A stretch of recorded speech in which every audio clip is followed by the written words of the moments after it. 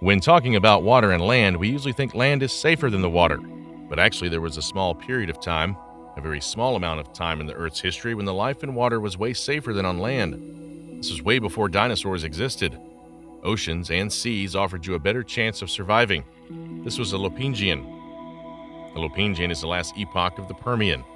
Lopingian was preceded by the Guadalupian and followed by the early Triassic. The Lopingian is synonymous with the informal term Late Permian. It began 259.1 million years ago and ended 251.9 million years ago. The Earth map looked like this in that period. The Earth was unrecognizable in the straight sense of the word. The time itself was affected.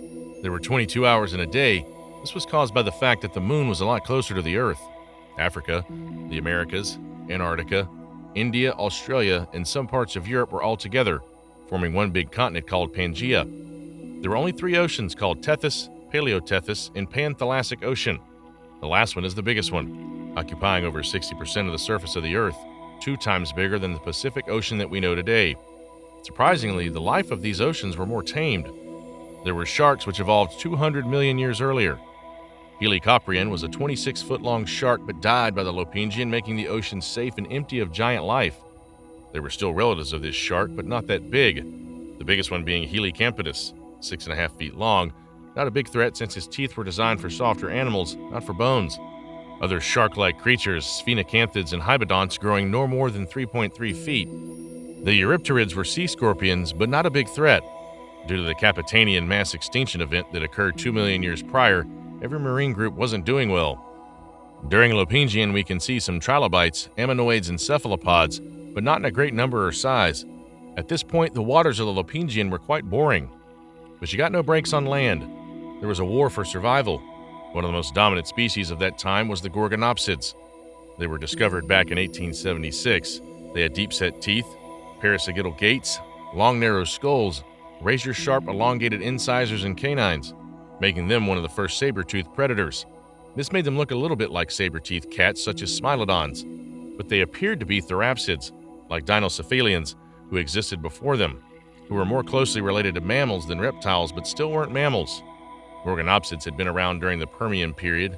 They appeared 265 million years ago. During that time, the saber-toothed predators were very small, being the size of a person's foot, being one of the smallest creatures of that time, but with time the genes evolved and they got bigger and bigger.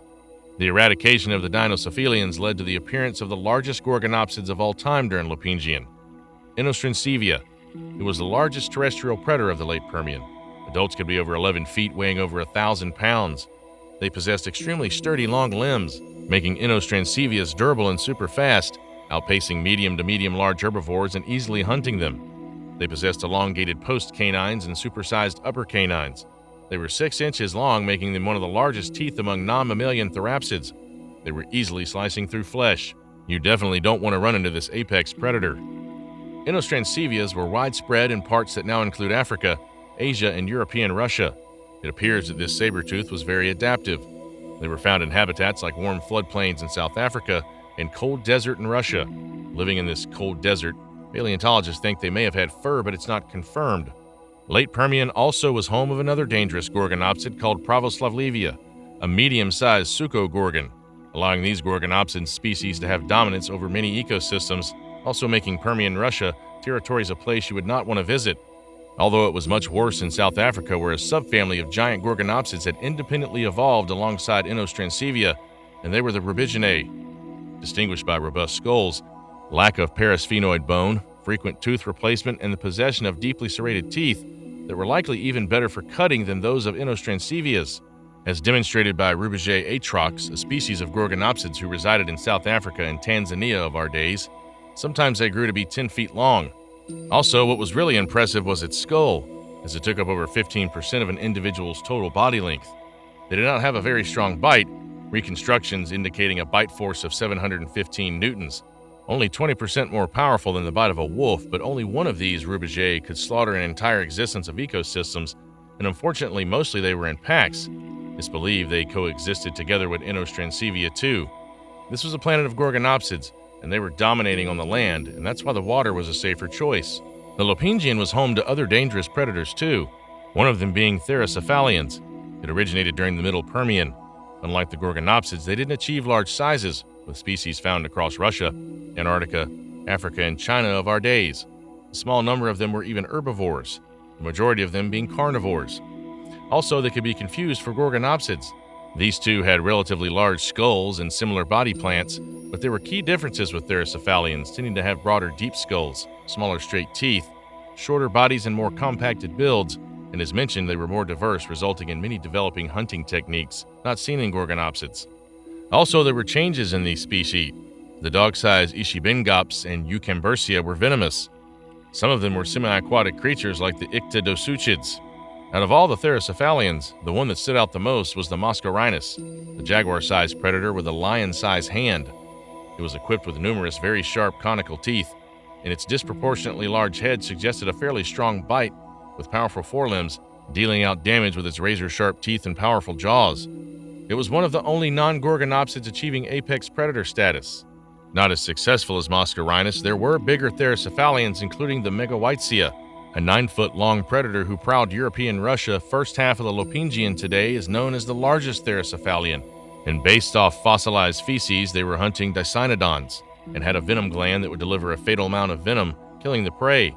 Another predator giving you big trouble during the Lopingian is a crocodile-like creature called Proterosuchids, 9 feet long and equipped with needle-like teeth.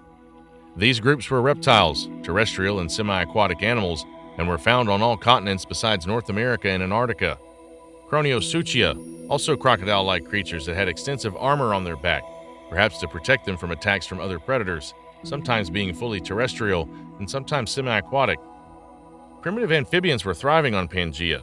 This was the biggest reason why animals were around fresh water. That made an opportunity to catch anything that ventured too close to the water's edge.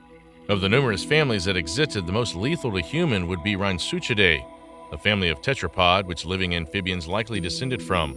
Each species had 4 limbs, a long tail, and a body shape of a giant salamander or crocodilians. The largest member you could find in freshwaters was Uranocentrodon, a 13-foot behemoth that resided in South Africa along with Gorgonopsids and Therocephalians. European Russia had terrestrial hunters such as Archaegosauridae, another tetrapodal family, but they were more slender and narrow than Inostrancevia. They could reach up to 10 feet from head to tail. The herbivore family who survived this terrestrial nightmare were the Dicynodonts, Cynodonts, Caprorhinids, and parareptiles. Herbivores were more diverse than the carnivores and developed many tools, allowing them to survive. One of the most famous herbivores was the Lystrosaurus, one of the most abundant animals being around the size of a pig. The Dicynodonts, with an odd build but with powerful limbs and tusks, helped to dig deep into the ground to protect themselves. The mastery of digging seems to be common for that period of time. Separated groups like the Cysticephalids also learned to burrow, using their broad skull to displace large amounts of dirt. Then on the opposite side of the spectrum were the Periosaurs.